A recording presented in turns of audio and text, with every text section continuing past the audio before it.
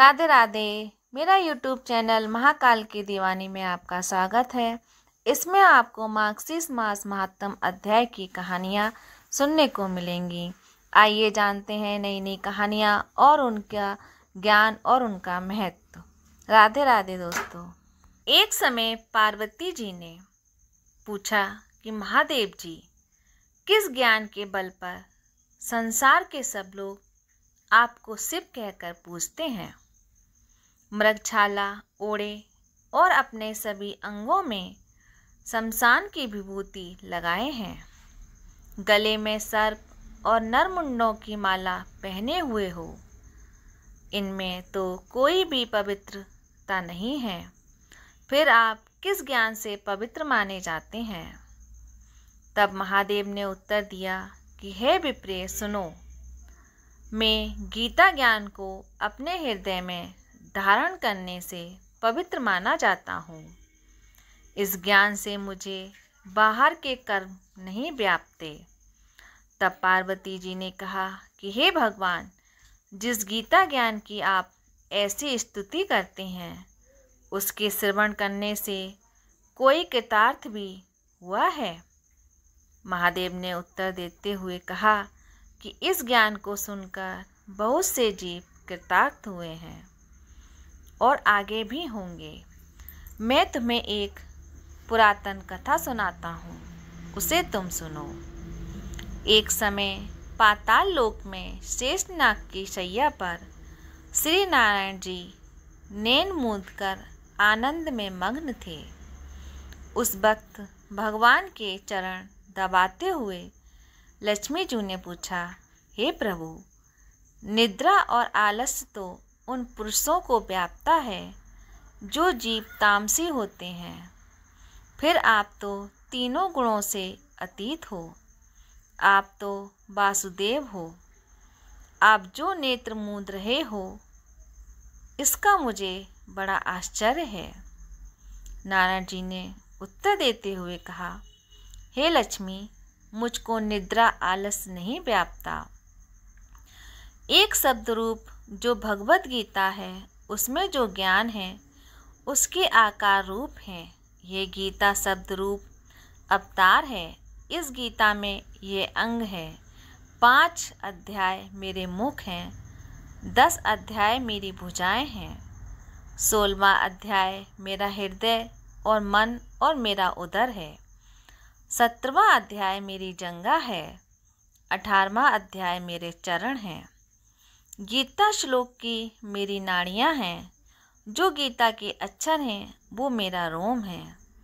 ऐसा मेरा शब्द रूपी जो गीता ज्ञान है, उसी के अर्थ में हृदय में विचार करता हूँ और बहुत आनंद प्राप्त होते हैं।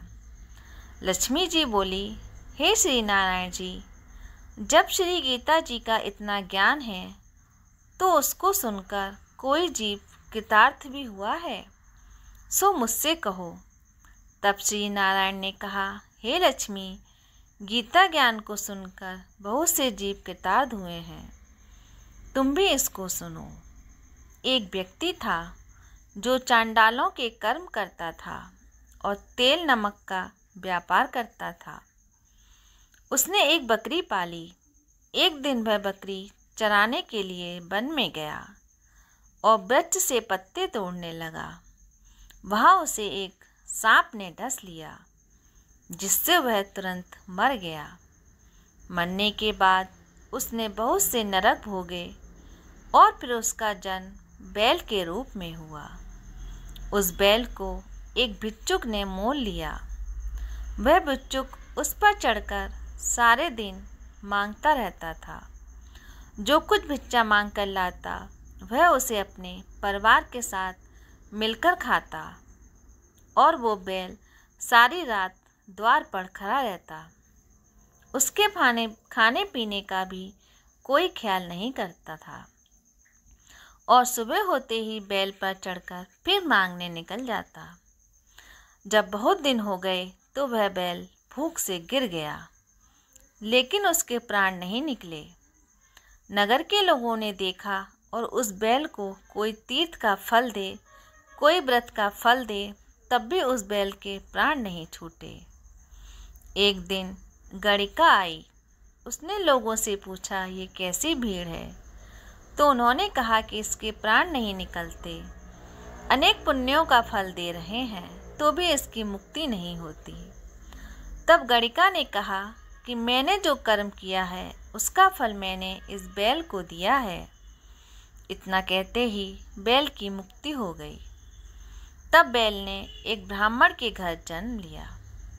पिता ने उसका नाम सुशर्मा रखा। उसके पिता ने उसे पढ़ाया लिखाया। उसको अपने पिछले जन्म की सुध थी। उसने एक दिन मन में विचार किया, जिस गणिका ने मुझे बैल की योनि से छुड़ाया था उसका दर्शन करूं। विप्र चलते चलते गणिका के घर गया और कहा, आप मुझे पहचानती हैं? गणिका ने कहा, नहीं जानती कि तुम कौन हो। तब उसने कहा कि मैं वही बैल हूँ जिसको आपने अपने पुण्य दिए थे। तब मैं बैल की योनि से छूटा था। अब मैं विप्र के घर जन्मा हूँ और अपना मुझे पुण्य बताएं। गणिका ने कहा कि मैंने अपने जाने पुण्य नहीं किया, परंतु मेरे घर एक तोता है। वह रोज़ सवेरे कुछ पढ़ता है, मैं उसका वाक्य सुनती हूँ। उस पुण्य का फल मैंने तुम्हें दे दिया। तब विप्र ने तोते से पूछा कि तू सवेरे क्या पढ़ता है?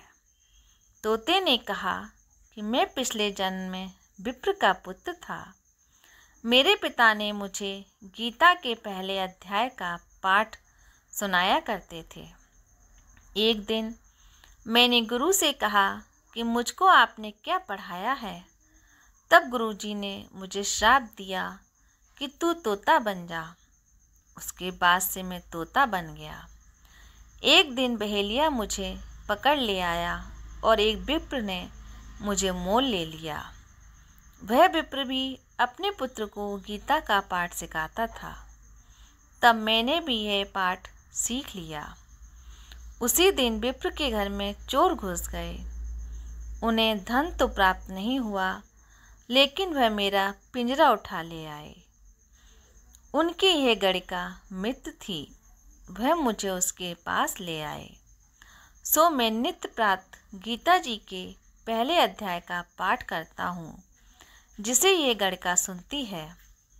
पर इस गणिका को समझ में नहीं आती जो मैं पढ़ता हूँ। वही इस गणिका ने तेरे निमित्त दिया था। वह श्री गीता जी के पहले अध्याय का फल था। तब विप्र ने कहा कि हे तोते, तू भी विप्र है, मेरे आशीर्वाद से तेरा कल्याण हो। सो हे लक्ष्मी, विप्र के इतना कहते ही वह तोता भी मुक्ति को प्राप्त हो गया। तब गणिका ने बुरे कर्म छोड़कर भले कर्म ग्रहण किए और नित्य स्नान करके श्री गीता जी के प्रथम अध्याय का पाठ करना शुरू कर दिया, जिससे उसकी मृत्यु हो गई। दोस्तों, गीता का अगला अध्याय मैं आपको अगले वीडियो में सुनाऊंगी। राधे राधे। जय श्री कृष्ण।